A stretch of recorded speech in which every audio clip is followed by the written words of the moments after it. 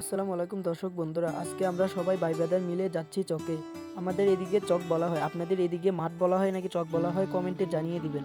তো আজকে শুক্রবার একটু ভাবলাম চক থেকে একটু ঘুরে আসি।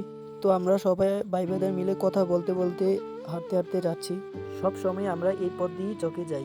এই পথ দিয়ে চকে যাওয়ার সময় গ্রামের দৃশ্যগুলো দেখতে খুবই ভালো লাগে। প্রায় চকের কাছাকাছি এসে পড়েছি।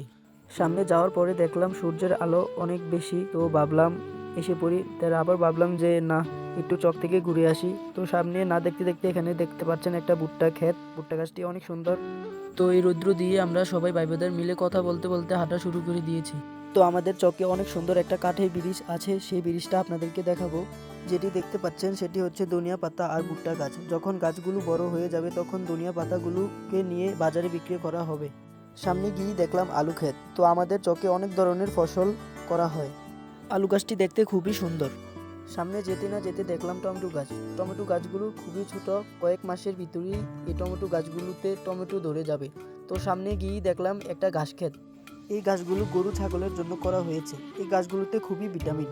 এই গাছগুলো যখন বড় হয়ে যাবে খামারের লোক এসে এই গাছগুলোকে কেটে গরুর জন্য নিয়ে যাবে।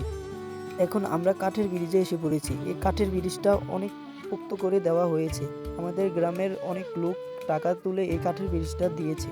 এই কাঠের ব্রিজটা দেওয়ার কারণে আমাদের গ্রামের কৃষকরা এপার থেকে হেপার যেতে খুবই সুবিধা হয়। কাঠের ব্রিজের সঙ্গেই দেখলাম মূলা গাছ।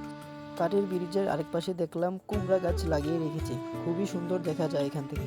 তো আজকের ভিডিও এখানেই শেষ করছি। আমাদের দ্বিতীয় ভিডিও দেখতে আমাদের পেজটাকে ফলো দিয়ে রাখবেন। আমাদের এমন ভিডিও যদি ভালো লাগে লাইক কমেন্ট করে যাবেন।